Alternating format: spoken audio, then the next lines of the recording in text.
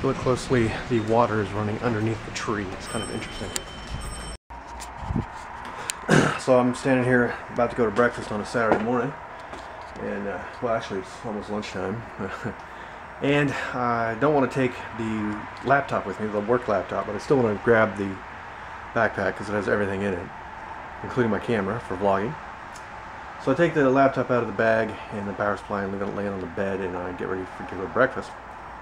And I'm sitting here thinking, you know, what if somebody breaks in the house and steals all the computers? Well, that company laptop would go with it. So the difference is, in the olden days, nobody ever put the password on their computer. So when you if you stole someone's laptop, you could open it up and install software on it and do all, you know, you could treat it like a normal computer. That's changing.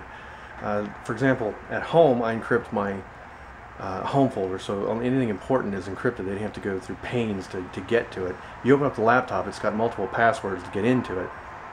But the work laptop's even worse. They turn on a hardware password, they have encryption on the hard drive.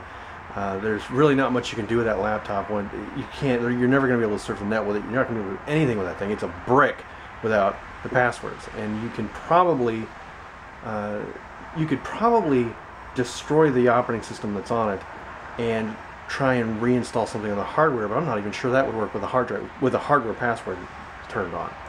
So basically you're screwed with that laptop. If you take it, it is worthless. It is useless. You might be able to get a couple of bucks for some parts, but as far as taking it and using it as a laptop, it's locked down.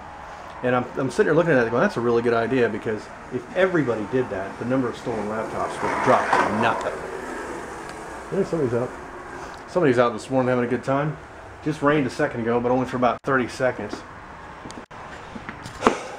The sky just doesn't look like rain. I think those have been there since the lady who owned the house before moved out.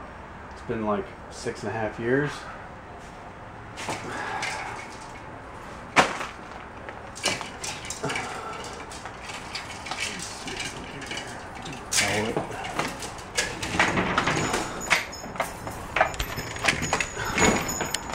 Alright, step one.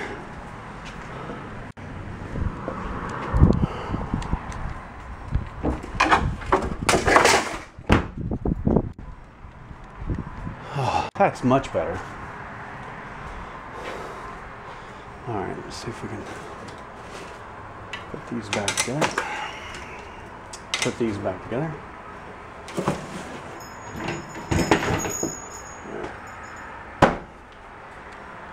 Which leads me to something else. I have really horrible balance. I always have had really horrible balance, but the older I get, the worse it gets. And it all has to do with all the ear infections I've had over my life. I'm really starting to get fed up with it. I don't know what to do. There's nothing I can do. I go to a doctor and the doctor says, oh, let me give you antihistamines. I take the antihistamines and I get sick. I actually get like the flu. So really there's just nothing I can do to fix my balance. I need to find an ear specialist and see if there's any hope, or if I'm just you know,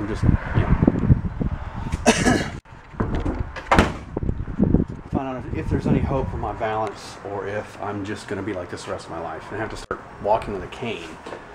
That's just going to be the way it is. Had somebody asked me about the lighting. For example, when I put the camera over here, my face gets real dark. I can hear the camera clicking to adjust to the different light. Move over here, I can hear the camera clicking, so I know it's readjusting, but my face gets lighter. It all has to do with the automatic white balance setting. Let me set it manually, and we'll try that same trick. Okay, I'm going to try a white balance thing this time. I've set it to white balance based on an area inside the very middle of the camera. So I'm going to try to move based on, and keep the camera aimed right at my face. So if I change the brightness, aim a little bit to the inside so that the white balance doesn't change. We're going to see if that helps. Let me try a different setting. This is another setting called Area Effect, but I have no idea what it actually does. So I'm going to try to do this exact same thing I did just a second ago. The camera's not making a click noise, so we'll see how this white... Oh, there it went. Yeah, it just flipped back and forth, so maybe it's not doing me any good. Okay, this is called Cloud White Balance. I have no clue what the heck it's talking about, but we're going to try a couple different settings here. This is called daylight. I don't think this is going to help me either. We'll try something here, but I just want to try the different settings to see if any of them help. No, I didn't hear the camera. Oh, there it goes. Okay, I'm just not waiting long enough. I can hear the camera clicking and I know it's adjusting. Well, that was a wash. Cracked myself up. None of those settings seem to make any difference at all. There was a setting on the old Canon that allowed you to simply freeze the white balance and brightness and go from there, and I can't find that setting on this camera, so I wonder if they just did away with it. This Canon is the ELPH HS110 or something like that. I have to go look, but it seems to have been made a lot more cheaply, and it looks like some stuff's just plain missing out of it. It looks like they just tried to make the same camera a lot cheaper and add like one or two little features, and some things disappeared. So I don't know, I'm not sure I like this new camera. Some of the audio skips, every once in a while you hear the audio skip. That's the camera doing that, and the video quality just doesn't seem up to snuff to the way the other camera was when it was new anyway. But it's still better than the camera was when it was old, because the camera got broken and got beat up, and some bad things happened to it, as will happen to cameras in pockets. I don't know.